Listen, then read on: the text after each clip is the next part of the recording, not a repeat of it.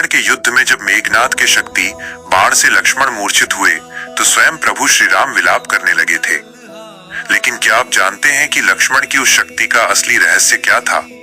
रामायण का एक ऐसा सत्य जो बहुत कम लोग जानते हैं वो ये है कि वनवास के पूरे 14 वर्षों तक लक्ष्मण एक पल के लिए भी नहीं सोए थे।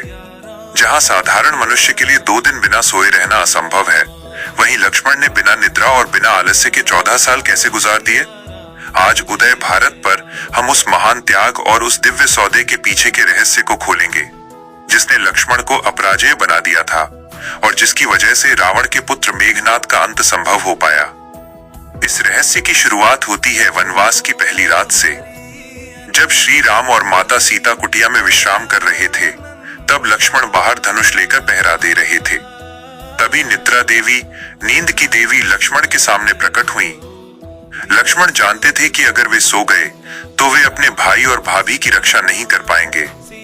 इसलिए उन्होंने निद्रा देवी से प्रार्थना की कि वे उन्हें 14 वर्षों के लिए छोड़ दें। लेकिन निद्रा का नियम यह है कि प्रकृति का संतुलन बनाए रखने के लिए किसी न किसी को तो वो नींद लेनी ही थी। तब लक्ष्मण ने एक ऐसा त्याग किया जो संसार में कोई और नहीं कर सकता था।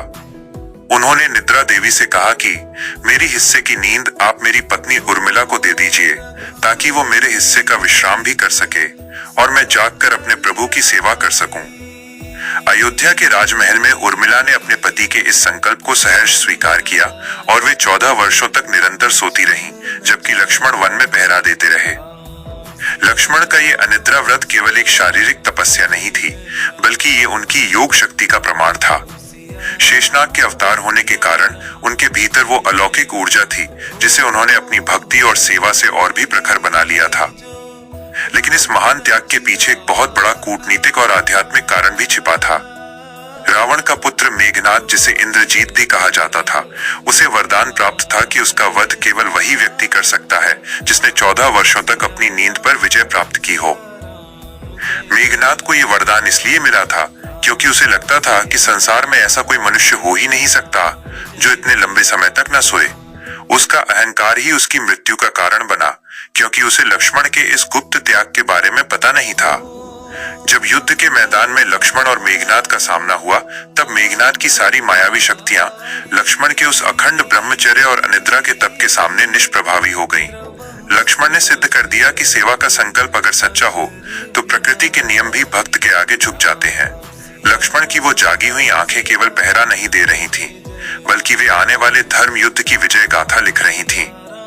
14 साल तक न सोना और न ही उचित आहार लेना, ये लक्ष्मण के उस समर्पण को दर्शाता है जो उन्होंने अपने बड़े भाई के प्रति रखा था।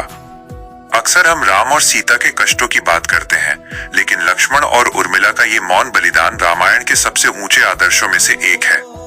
लक्ष्मण ने सिखाया कि कर्तव्य पथ पर चलते समय अगर अपनी सुख सुविधाओं का त्याग करना पड़े तो पीछे नहीं हटना चाहिए। उनकी वह थकान रहित सेवा ही थी जिसने राम राज्य की नींव को मजबूत किया। लक्ष्मण का यह त्याग हमें प्रेरणा देता है कि अपने लक्ष्य के प्रति इतनी एकाग्रता होनी चाहिए कि नींद और आलस्य भी बाधा न बन सकें।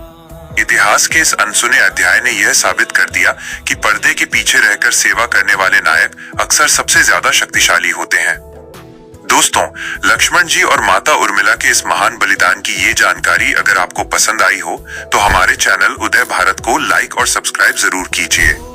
हमारी संस्कृति के इन गौरवशाली और त्याग भरे प्रसंगों को हर भारतीय तक पहुंचाने के लिए इस वीडियो को शेयर करना न भूलें। लक्ष्मण जी के इस अद्भुत संकल्प के बारे में आपकी क्या राय है? कमेंट में जय श्री राम लिखकर हमें जरूर बताएं। ऐसे ही रोमांचक, प्रेरणादायक और सत्य पर आधारित वीडियो देखने के लिए हमेशा उदय भारत चैनल से जुड़े रहिए।